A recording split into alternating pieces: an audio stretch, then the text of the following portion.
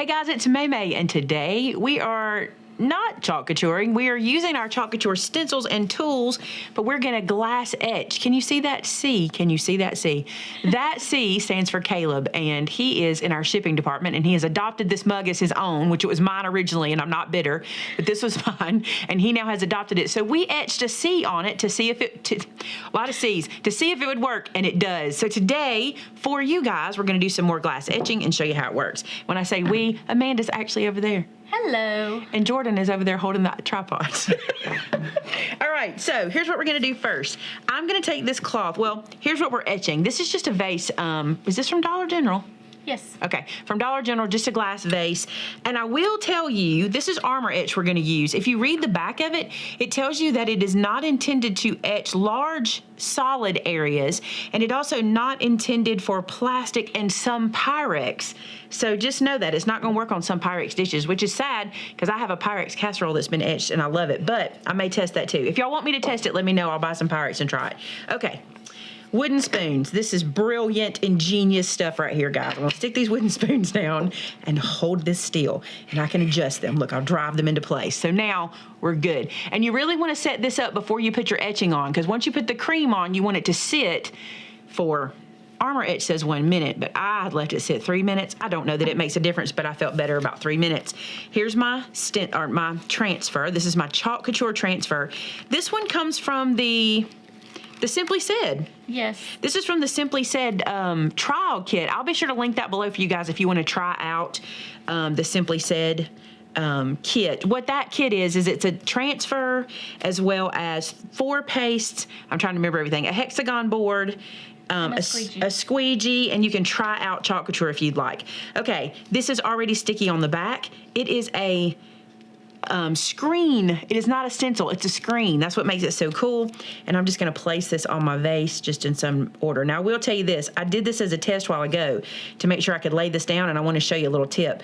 Start in the middle and work your way out, and take your time and make sure you get all of the edges of the transfer stuck down. No air bubbles. I felt a bubble in there, so I'm gonna lift that up and lay that back down. This is the same anytime you're using a curved piece like this. So you got to take your time for a second, get it laid down nice and snug. There's an air bubble out there, but it doesn't matter. As long as my transfer is laid down smooth, that's all that matters. All right, so I got all of that and that. Now, when I read the instructions on the Armor Etch, it told me to move the product around during the minute. So I will let you see me do that. We'll probably just speed that up, but I'll let you watch whatever I do here when we do it. But this is my Armor Etch. And we do carry this in our store, by the way. We have it in this size and a smaller size if you're interested in that. And I'm gonna use my multi-purpose tool. I did earlier and it didn't hurt it, so we're gonna keep going. All right, the first thing I'm gonna do is I'm gonna rub this into the stencil, to the transfer. I'll get that right in a few minutes.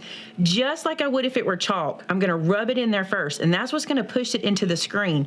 Because remember, this isn't a stencil. You've gotta get it into the screen to get it to touch the glass. Okay, so you see I'm kind of pressing it down, and it's just like our chalk situation. You'll be able to scrape any back into the bottle that you don't use. Now it's a little gritty, so don't put too much pressure. Just kind of get it all into your little screen. You'll see what I mean. It's kind of going into the screen, and you can see it kind of flooding that area. Then we're gonna come back and kind of pack it on there. Can you hear it scrubbing? Mm-hmm. Yucky. Okay, now I'm gonna take this back. I'm gonna go back to the top, and I'm gonna pat it because I need it to sit there and do its thing. Also, use gloves.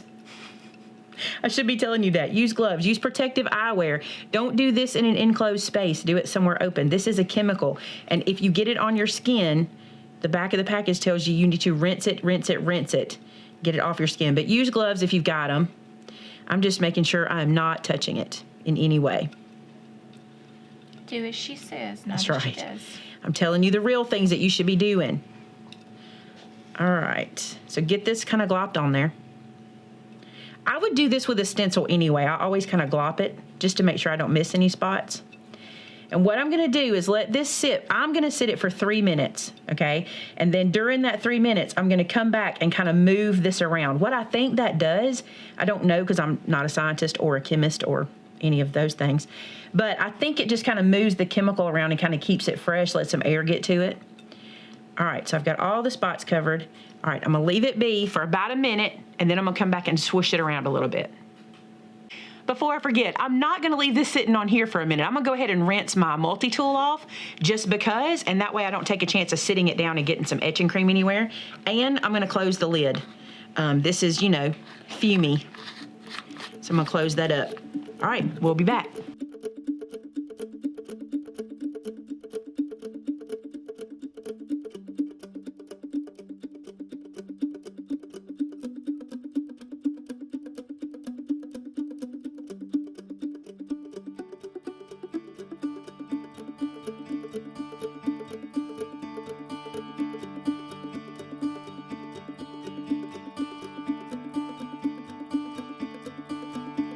Okay, so it sat for 3 minutes and you saw me kind of zhuzh it around, and that is a technical term. We do zhuzh things.